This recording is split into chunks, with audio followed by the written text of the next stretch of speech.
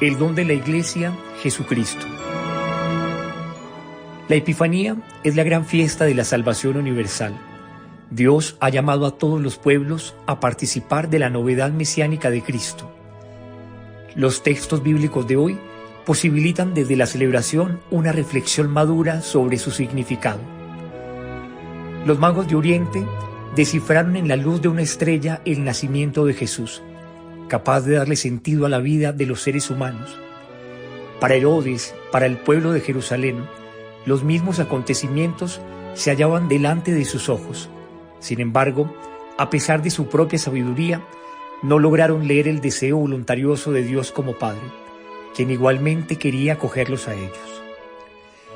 También las actuales sociedades, las culturas y muchos de nosotros en medio de los afanes de cada día podemos desviar nuestra mirada, dejarnos afectar por una óptica diversa del plan de Dios. Ver en los hermanos el rostro de Jesús nos brindará una luz para desenvolver nuestra vida, no en función de intereses egoístas, sino a favor de los más necesitados, quienes deben encontrar en nosotros al Padre de bondad.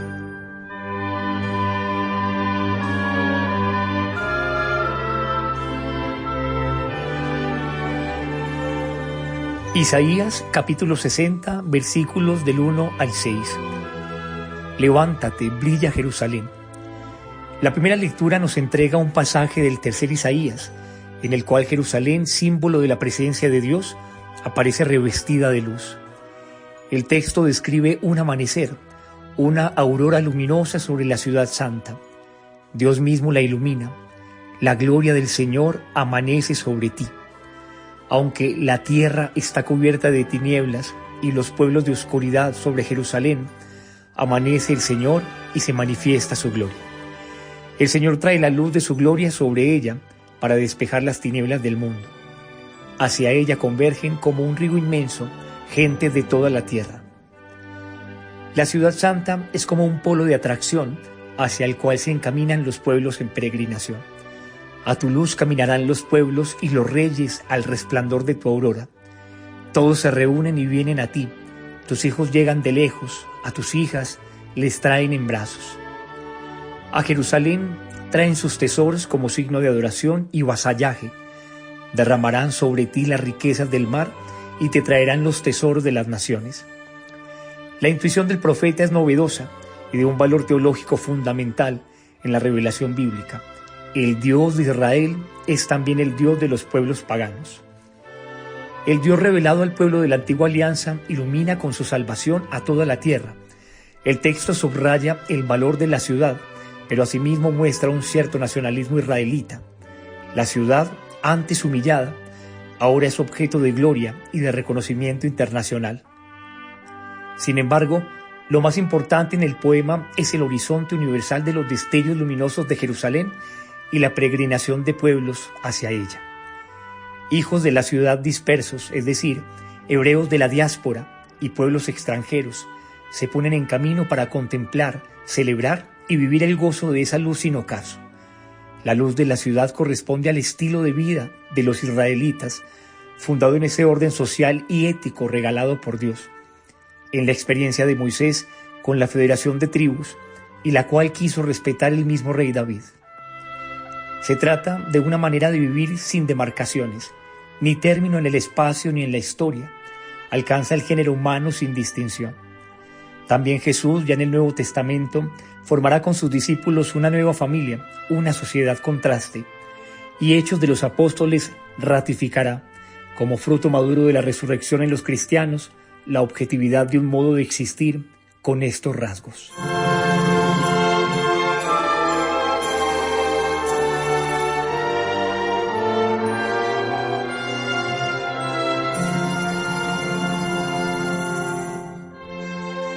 Salmo 71, versículos 2 al 13. Los reyes te paguen tributo. Esta oración da la impresión de recoger una súplica del rey probablemente el día de su coronación. Dios, el juez verdadero, hace justicia, es decir, defiende el derecho de los pobres, de quienes sufren. Esta justicia puede ejercerla directamente, pero también la puede confiar a uno de sus elegidos, en este caso, al rey de la dinastía elegida. Así, el rey participa de la justicia divina y entiende su gobierno más como un servicio a favor del pueblo. Cuando se extiende la justicia en una nación, llega la paz, síntesis de todas las bendiciones de Yahvé para su pueblo. Bajo el régimen de un ungido, con esta catadura, hasta los montes y los collados producen frutos abundantes y admirables. Finalmente, se hacen unas peticiones por el rey. Entre ellas se destaca aquella sobre su gobierno, para que sea lluvia benéfica para los ciudadanos en la justicia y la paz. De la lluvia, en esta región geográfica, como de otras muchas en el mundo, depende el alimento, el pan y las uvas, base del sustento israelita.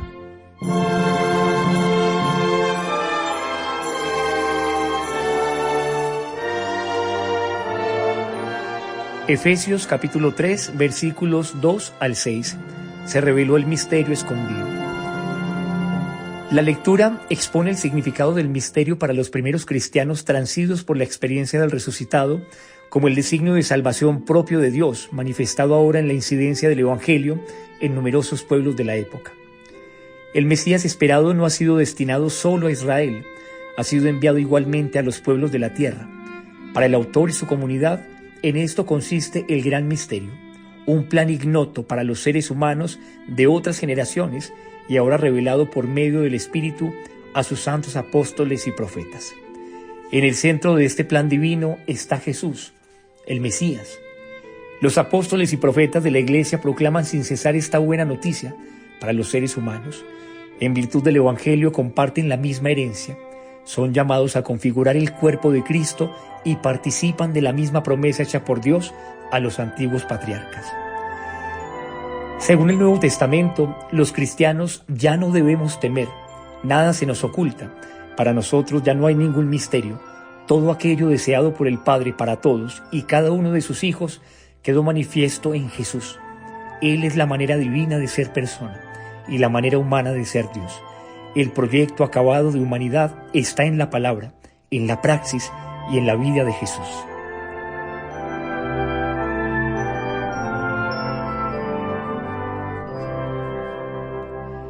Evangelio de San Mateo, capítulo 2, versículos del 1 al 12. Se presentaron unos magos de Oriente. El Evangelio de Mateo constituye una magnífica página teológica de sabor oriental, llena de ricos símbolos. En primer lugar, el evangelista ofrece una comprensión espiritual y teológica del nacimiento de Jesús a partir del lugar en donde ocurrió, Belén, un pueblo de Judea. El texto del profeta Miqueas, citado en el centro del relato, ofrece la clave cristológica. Belén es la ciudad donde, según los profetas, debía nacer el Mesías. Jesús es presentado en su dignidad mesiánica descendiente del rey David, originario de Belén. Sin embargo, la narración está estructurada sobre la base de la doble reacción delante de su revelación, la búsqueda perseverante y valiente de los magos llegados de Oriente y la sospecha hostil del rey Herodes con la ciudad de Jerusalén. El destino del nuevo Mesías davídico se presenta paradójico desde el inicio. A través de las actitudes opuestas de ambos grupos, los magos, con la revelación de la estrella, llegan al lugar del nacimiento del Mesías después de haber consultado la Escritura. Herodes y los jefes de Jerusalén, a pesar del testimonio de la Escritura, no llegan a reconocer la realidad mesiánica de Jesús, no lo encuentran. Y si lo buscan, es para asesinarlo, no para asumir su propuesta de humanidad. La alarma de los judíos, la reunión de una asamblea de expertos en la Escritura, la Inquisición a la cual son sometidos los magos, hace pensar en el proceso al cual será sometido Jesús en Jerusalén antes de ser crucificado, cuando será rechazado y condenado de manera definitiva como rey de los judíos, por los mandos de Israel y por las autoridades civiles. Mateo proyecta sobre el niño recién nacido, Mesías de Belén, el drama que sufrirá el Mesías perseguido al final de su vida. El texto representa una mini Pascua, una pequeña parábola del movimiento incongruente que marcará la historia de Jesús de Nazaret, rechazado por los cercanos y aceptado por los lejanos. Les aseguro que no he encontrado en Israel una fe tan grande. La piedra que rechazaron los constructores se ha convertido en piedra fundamental. A ustedes se les quitará el reino de Dios y se le entregará a un pueblo que dé a su tiempo los frutos. A la vez, refleja la experiencia de la iglesia o la comunidad de Mateo, abierta a la misión hacia los paganos.